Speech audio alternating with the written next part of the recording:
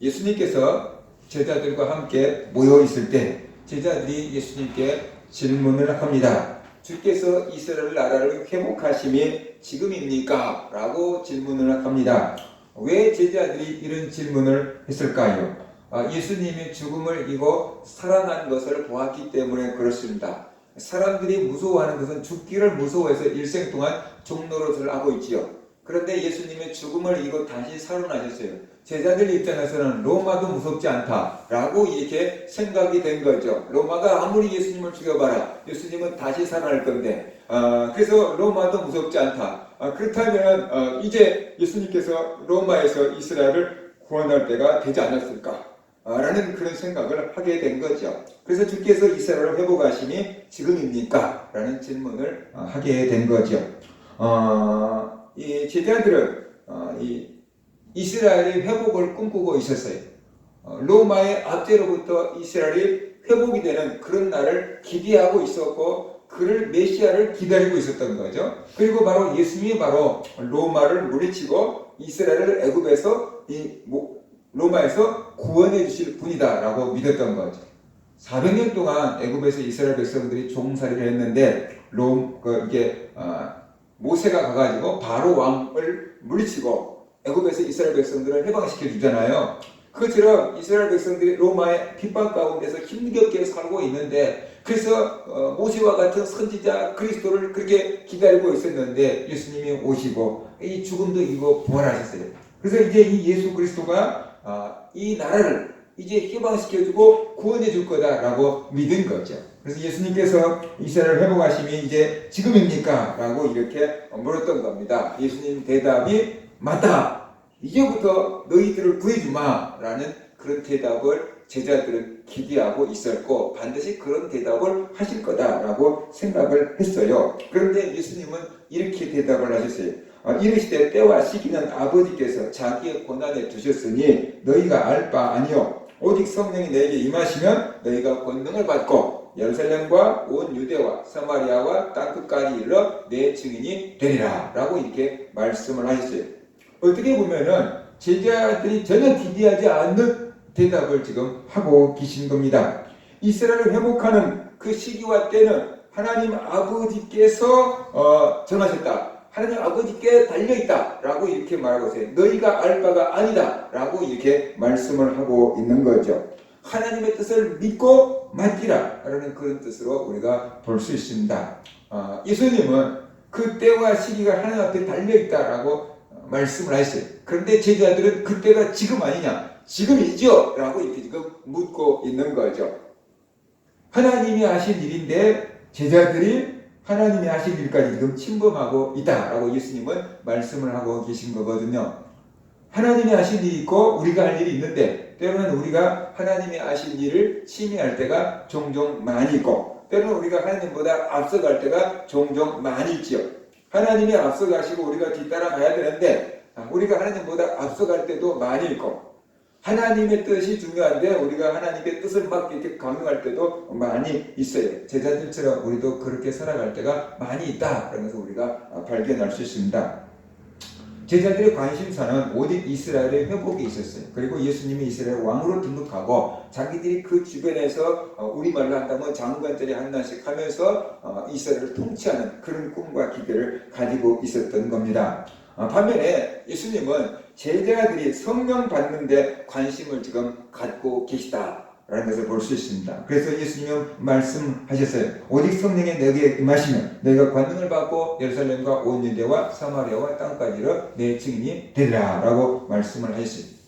제자들뿐만 아니라 당시 유대인들은 전부 이스라엘의 회복을 기대하고 있었는데 이스라엘의 회복에 가장 큰 걸림돌은 로마였던 거죠. 그래서 로마를 물리치고 이스라엘을 구원해 줄 수 있는 누군가를 기다리고 있었던 거예요. 우리들이 이렇게 힘든 것은 외부적인 환경과 그 다음에 내부적인 요인이 있을 수 있는데 사람들은 내가 이렇게 힘든 것의 원인을 1차적으로 외부적인 것에서 먼저 찾는 거죠. 이스라엘이 이렇게 지금 어려움 당하고 고통당하고 있는 것은 다 로마 때문에 그래. 틀린 건 아니에요. 그런데 그게 전부는 아니라는 거죠. 그래서 이스라엘 백성들은 저놈 로마만 물리치면 우리는 언제든지 행복해질 수 있다라고 이렇게 생각을 하게 된 거죠. 그래서 로마만 없애줘요 하나님, 로마만 물리쳐줘요 하나님, 그러면 우리는 잘 살 수 있어요 라고 이렇게 기대를 하고 생각을 하고 있었던 거예요.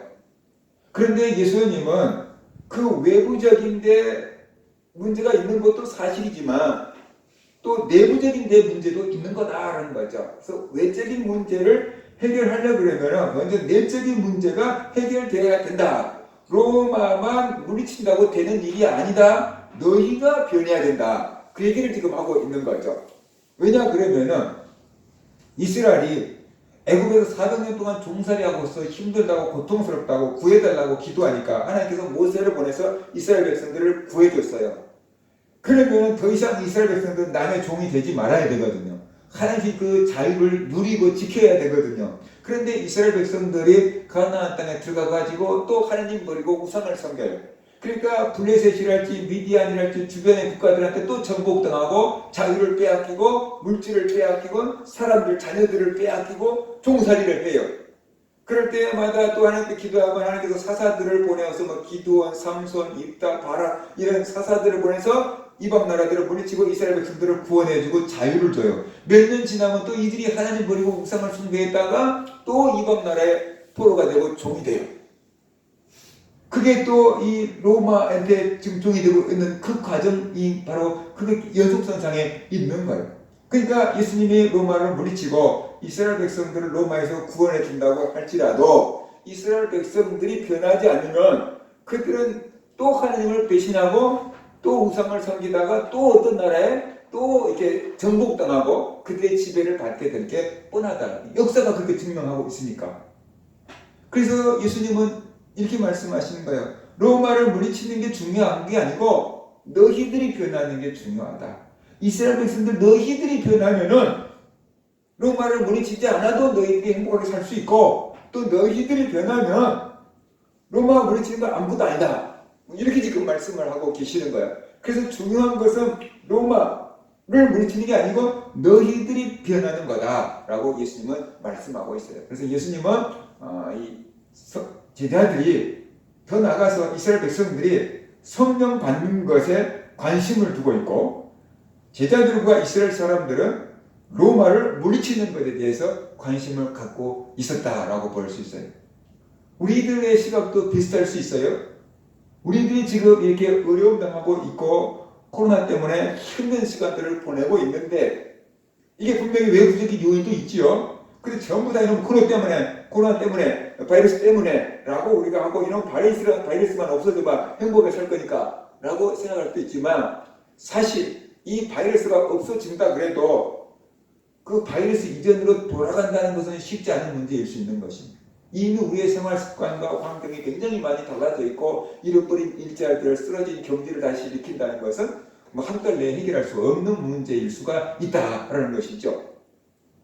그렇기 때문에 외부적인 문제가 없다는 게 아니고 외부적인 문제가 있지만 그보다도 더 중요한 것은 내 내실을 튼튼하게 하는 거고 내가 바뀌는 거다라는 것을 우리가 알아야만 된다라는 거예요.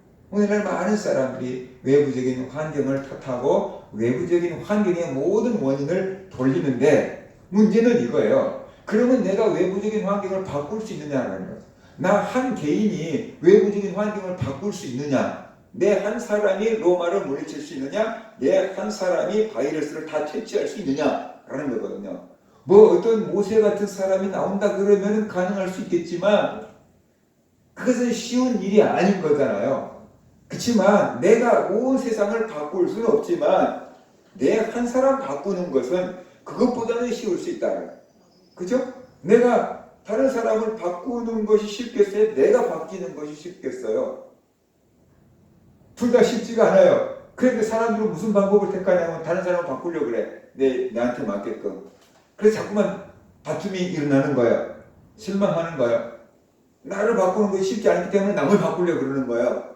그런데 제일로 필요를 느낀 사람은 나거든요. 내가 먼저 바뀌는 것이 우선이다라는 것이 하나님의 시각이다. 그러면서 우리가 알아야 돼요. 내가 먼저 바뀌면은 그 다음에 내 주변이 바뀌고 내 주변이 바뀌는 그 동심원 구조가 커지기 시작하면 이 사회가 바뀌고 나라가 바뀔 수가 있는 것이죠. 그래서 우리가 일제의 나라를 빼앗겼을 때 우리나라가 독립운동을 했는데 독립운동을 한 사람들도 각자 파트가 달랐어요. 군사 훈련을 받아가지고 전쟁에서 이렇게 적들을 일본 사람들을 물리치는 사람들도 있었고 그렇지 않고 또 독립운동한 사람들을 위해서 내가 자금, 물자를 후원해주는 사람도 있었고 그것이 아니다. 이 교육을 통해서만 적을 물리칠 수 있다. 그래가지고 교육에 모든 것을 투자하고 오선학교를 세운 같은 그런 분들도 있었다라는 거죠. 그래서 어떤 사람은 이 문제를 해결하는데 전쟁을 해가지고 일본 군사들을 물리치는데 무력적인 그건 뭐 나쁜 건 아니지만 그걸로 방법을 쓰는 사람도 있고 그래도 아무것도 독립운동을 하면 돈이 필요하지. 그래서 또 돈으로 기대해준 사람도 있었고 어떤 사람은 좀 장기적인 안목으로 봐가지고 교육, 사상이 바뀌지 않으면은 우리는 헤어날 수 없다. 그래가지고 교육에 투자한 사람도 있었다. 각자 사람들이 보는 관점의 차이인데 예수님의 관점은 사람들이 있었던 거죠. 외부적인 환경에 있는 게 아니고 네가 바뀌어라. 한 사람 한 사람이 바뀌어야 된다. 그래야지 소망이 있다. 라는 얘기를 지금 하고 계신 겁니다. 그래서 우리들이 살아가는데 항상 외부적인 문제와 내부적인 문제가 직결되어 있어요. 연결되어 있어요. 그럴 때 우리가 그 외부적인 환경에 모든 탓을 돌리지 말고 왜? 내가 그것을 바꿀 수는 없으니까 먼저 내가 달라질 수 있는 내가 바뀔 수 있는 것을 먼저 생각하고 나를 바꾸도록 해야만 된다. 그럴 때 내 주변이 바뀌고 그럴 때 사회가 바뀔 수가 있기 때문이다. 그래서 우리가 알아야 돼. 근데 이 문제는 내가 바뀌는 게 쉽냐는 거죠. 내가 오늘날 바뀔 거야 라고 결심하고 각오하고 다짐해서 바뀌는 사람들도 가끔씩은 있지만 대부분 사람들은 이런 말을 쓰잖아요. 작심삼일 그러잖아요. 내가 마음 먹었는데 결심했는데 3일 못 가. 그럴 수 있죠. 우리가 뭐 내가 다이어트 할 거야. 3일 못 갈 수 있고 내가 공부 열심히 할 거야. 3일 못 갈 수 있고 내가 돈 열심히 벌 거야. 3일도 못 갈 수 있고 내가 기도 열심히 할 거야. 근데 3일도 못 갈 수 있다는 거죠. 그러니까 누구든지 내가 바뀌어야지 담배 끊어야지 게임 끊어야지 그런 결심은 할 수 있는데 그 결심을 지키는 사람보다 지키지 못한 사람이 훨씬 많다는 거예요. 그래서 나를 바꾸는 것도 쉽지가 않더라라는 거죠. 그래서 예수님께서 한 사람 한 사람을 바꾸는 방법을 제시를 하는데 네가 바뀌려고 해서 바뀌는 거 아니다라는 거죠. 성령을 받으라는 거죠. 성령을 받으라. 그러면 성령께서 네 안에 들어가시면 네가 바뀐다는 거야. 그래서 성령을 받으라고 하나님께서 약속하신 성령을 받으라고 말씀하신 겁니다. 성령이 우리 속에 들어오면은 우리의 마음 속 사람이 바뀌어요. 겉모습은 그대로 있는데 속 사람이 바뀌어. 그래서 내가 새로운 생각, 의로운 생각, 다른 생각을 할 수 있고 내가 가야 될 일, 해야 될 일을 찾아서 할 수 있는 사람으로 바뀐다라는 거죠. 그리고 끊어야 될 것을 끊을 수 있는 그런 힘과 능력이 주어지게 된다. 그래서 내 속 사람을 바꾸는 것은 육체를 뜯어 고치라는 게 아니잖아요. 내 마음을 뜯어 고치라는 거고 이것을 다르게 말한다면 내 정신, 사고를 뜯어 고치라는 건데 그것을 누가 뜯어 고쳐줄 수 있느냐는 거죠. 내 코뼈를 고쳐주는 성형외과 선생님은 있고 내 눈꺼풀을 이렇게 찝어줄 수 있는 선생님은 있는데 내 마음을 성형해 줄 수 있는 사람은 없다는 거죠. 누가 내 마음을 바꿔줄 수 있느냐는 거예요. 사람은 못해요. 그것을 누가 하신다고? 성령님이 하신다고. 성령님께서 우리의 마음에 들어오셔서 우리의 마음을 변화시켜준다. 그래서 새로운 사람을 만들어 주시고 새로운 것을 보게 하고 새로운 것을 생각하게 하시고 새로운 것을 추구할 수 있는 사람으로 만들어준다는 거죠. 그게 바로 가치관이 바뀌어버리는 거죠. 성령님이 우리 안에 들어오시면은 살아가는 인생관, 세상을 보는 가치관이 확 바뀌어버리는 거죠. 왜냐 그러면은 그동안에 내가 눈에 보이는 것만 보며 살아왔는데 성령님을 딱 받고 나면은 눈에 보이지 않는 세계가 있다는 걸 딱 알아버리면은 이제 눈에 보이지 않는 것을 추구하며 살아가는 사람으로 바뀌니까 당연히 가치관이 바뀌어버리게 된다는 거죠. 그래서 우리의 사람이 달라지는 거죠. 우리의 굳어버린 마음, 죄에 물들어버린 마음을 성령께서 오셔서 청소해주고 깨끗한 마음, 새로운 마음, 부드러운 양심으로 회복시켜주니까 우리 한 사람 한 사람이 바뀌게 된다. 그래서 예수님은 제자들이 성령 받는 것에 관심을 두셨어요. 사람들은 이 성령 받은 것에 별로 관심을 두지 않습니다. 왜냐 그러면 한 사람 한 사람 바꾸고 언제 다 바뀌어 그 생각을 하는 거죠. 그죠? 한 사람 바뀌었고 언제 세상을 바꾸고 언제 사회를 다 바꿔. 차라리 그냥 손칼 들고 야 이렇게 해 라고 해버리면 한꺼번에 예 그렇게 바꿔버릴 거라고 하는 거죠. 그런데 총칼을 들고 무력으로 세상을 바꾸려고 하면은 그건 무서워서 바꿔지는 척 하는 거지 진짜 바꿔지는 건 아니잖아요. 사람들이 안 볼 때는 어떻게 해요? 여전히 그대로 살아가는 거죠. 그런데 내 마음이 진짜로 바뀌었다라고 하면 어떻게 돼요? 뭐 진짜 바뀌는 거예요. 진짜로 바뀌는 거예요. 누가 보든지 안 보든지 간에 바뀌어버리게 되는 거예요. 그래서 얼른 보기에는 한 사람 한 사람 바꾸는 것이 굉장히 더디고 느린 것 같고 비효과적인 것처럼 보이지만 그 한 사람 한 사람 바꿀 때 성령을 받아서 바뀔 때 진정한 변화가 일어나는 것이다. 그래서 우리가 알아야 되는 거죠. 내 외모를 아무리 영화 배우처럼 돈을 많이 들여서 바꿔놓는다고 할지라도 내 인간성은 바뀌지 않는다는 거죠. 그러나 내 인간성이 속에서부터 바뀌면은 내 얼굴이 달라지는 거죠. 내 얼굴이 달라진다고 해서 갑자기 막 코가 막 피노키오처럼 막 높아지는 것은 아닌데 내 얼굴이 기쁨이 있고 평안하고 행복한 얼굴로 바뀐다는 거죠. 우리 교회도 있잖아요. 예수 믿고 눈빛이 달라졌다. 옛날에는 사람들이 자기 눈빛만 보면은 막 애들도 울어버렸는데 지금은 안는다. 눈빛이 바뀌는 거죠. 예수 믿으면 달라지는 거죠. 성령에서 달라지는 게 아니고 마음이 달라지니까 달라지는 거다라는 거죠. 그래서 예수님은 바로 제자들에게 성령 받는 것, 바로 그것에 관심을 갖고 계셨다라는 거죠. 성령을 받으면 네가 달라질 거다라는 거죠. 성령을 받으면 네 가정이 달라질 거다. 너희들이 성령을 받으면 이 사회가 달라질 거다. 이 사회가 달라지면 나라가 달라질 거다. 그 얘기를 지금 하고 계시는 거예요. 그래서 이 땅에 하나님의 나라를 세우는 것, 그것이 예수님의 꿈이고 비전인데 이 땅에 하나님의 나라, 로마가 통치하는 게 아니고 사탄의 나라가 통치하는 게 아니고 하나님의 통치하는 나라를 세운다는 게 땅끝까지 이를 내 증인이 되리라 그랬어요. 우리가 성령을 받으면 땅끝까지 이르러 예수님의 증인이 된, 그 예수님의 증인이 된다는 소리와 그 복음을 받아들이는 사람들은 성령을 받는다는 것이 연결되어 있어요.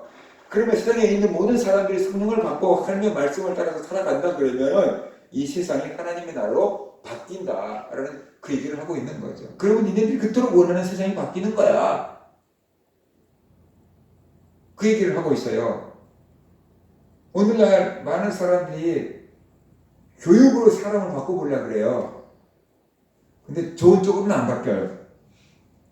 교육으로 사람을 바꾼다는 게 좋은 쪽으로는 안 바뀌어요. 안 좋은 쪽으로는 금방 바뀌는데 좋은 쪽으로는 잘 안 바뀌어요. 왜? 머리에 들어가거든요. 그러니까 쉽게 말하면 간단하게 얘기해 봅시다. 윤리 도덕 점수 100점 맞은 사람이 진짜 윤리적이고 도덕적으로 사냐라는 거예요. 윤리 도덕은 100점 맞았을 수 있는데 윤리 도덕적으로 안 살 수 있지요. 왜냐하면 그것은 머리로 배워서 시험 치는 용인 거고 실제 내 삶은 내 마음대로 사니까. 그렇잖아요.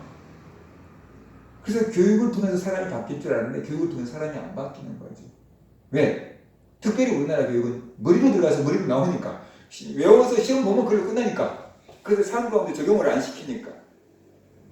그러나 진짜로 그 사람이 성령으로 거듭나고 성령으로 충만해지면은 깡패를 했던 사람도 그만두고, 그죠? 성자가 되고 도둑질을 했고 알코올 중독자가 됐던 사람도 그만두고 목사가 되고 바뀐다는 거죠.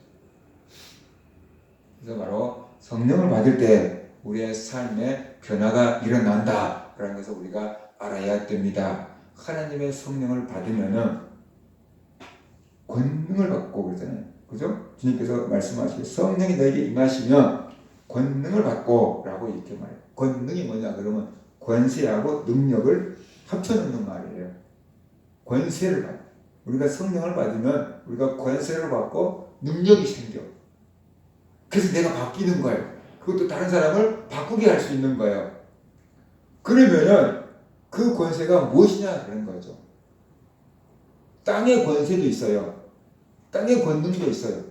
그러니까 땅의 권세라 그러면 정치인들이 갖고 있는 거죠. 정치인들이 가지고 있는 권세 대단하죠. 말 한마디만 하면 어떻게 돼요? 밑에서 촥 이렇게 움직이고 군인 대장들이 말하면 밑에서 촥 움직이고 권세 있고 능력 있잖아요. 그대로 실행하니까 능력이 있는 거잖아요.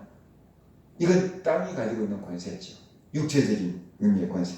그런데 우리가 성령을 받으면 영적인 권세가 생기고 영적인 능력이 주어진다라는 그 영적인 거 너무 이상하게 생각하지 말고 바로 우리의 마음이 바뀌고 우리의 마음을 바꿀 수 있는 힘이 생긴다. 우리의 마음속에 죄를 버리고 우상을 버리고 하나님을 모시고 살아갈 수 있고 우리가 그 죄를 사탄을 귀신을 물리칠 수 있는 권세와 능력이 주어진다. 그런 그 얘기를 지금 하고 있는 거죠. 그래서 세상을 변화시키는 영적인 권세가 우리에게 주어진다. 그 권세를 제일로 잘 사용했던 사람이 베드로잖아요. 베드로가 죽은 사람을 향해서 다윗을 향해서 일어나라 그러니까 일어나 버리죠. 그죠? 예수 그리스도 이름으로 일어나라 일어나 버려. 나면서부터 안진병이 된 사람이 은과 금은 내게 없거니와 내게 있는 것으로 내게 주노니 나사렛 예수 이름으로 일어나 걸어라 그러니까 일어나서 탁 걸어버리잖아요. 그게 그 권세와 능력이 나타난 거죠. 베드로가 전할 때 어떻게 하죠? 3,000명, 5,000명 회개하고 막 돌아오죠. 이게 영적인 권세와 능력이 나타나니까 이런 일들이 벌어지게 되는 거다라는 거죠. 베드로 한 사람이 3,000명을, 5,000명을 셀 수 없는 많은 무리들을 변화시켰잖아요. 성령 받은 베드로가 사람들을 변화시키는 거예요. 성령 받지 않는 사람이 다른 사람을 변화시킬 수 없어요. 성령 받은 사람이 다른 사람을 변화시키는 거예요. 그것이 그 사람이 변화시키는 게 아니고 성령 받은 사람을 통해서 성령이 역사하시는 거예요. 성령 받은 사도들을 통해서 성령이 역사하고 성령 받은 제자들과 성도들을 통해서 성령이 역사하시고 성령 받은 사람이 성령 얘기를 할 수 있는 건 성령 받지 않는 사람이 성령 얘기한다고 해봤자 성령이 임하지가 않는다라는 것이죠. 그래서 바로 주님은 우리에게 성령을 주기를 원하시고 우리가 성령을 받아서 변화되고 달라지기를 원하고 또 우리가 이 예수 그리스도의 복음을 전함으로 그때 성령의 역사에서 듣는 사람들을 성령으로 변화시키기를 원하신다. 그래서 한 사람을 변화시키고 가정을 변화시키고 사회를 변화시키고 인류를 변화시키고 구원하는 것이 하나님의 뜻이다 라는 것을 우리가 알 수 있습니다. 사람은 한꺼번에 큰 일을 하려고 그러는데 주님께서 말씀하세요. 예루살렘에서 조금 더 넓은 유대로, 유대에서 조금 넓은 사마리아로, 사마리아에서 조금 넓은 세상으로 복음이 전파될 거다. 하나님의 나라가 이루어질 거다. 세상이 이렇게 변화될 거다. 라는 것을 말씀을 하고 계신 겁니다. 그래서 우리가 오늘 말씀을 통해서 깨달을 것은 외적인 것 분명히 영향이 있지만 그것만 있는 거 아니다. 내 개인 한 사람이 변화되고 달라지면은 얼마든지 외적인 환경도 다르게 이해할 수 있고 다르게 볼 수 있고 그 기회로 사용할 수도 있는 거다라는 거죠. 내가 바뀔 때 가정과 사회가 교회가 나라가 바뀔 수 있다. 한 사람 한 사람이 바뀔 때 이 세상이 달라질 수 있다. 내가 바뀌는 것은 내 힘과 능력으로 바뀌는 게 아니다. 성령을 받을 때 내가 바뀌는 거다. 그래서 우리는 어떻게 돼요? 내가 바뀌려고 발버둥을 치기보다는 성령을 구해야 돼요. 하나님 내가 바뀌겠어요. 바꿔주세요. 발버둥을 칠 게 아니고 성령 충만을 구해야 돼. 그 성령 충만을 받으면은 그거 바뀌는 거야 이게.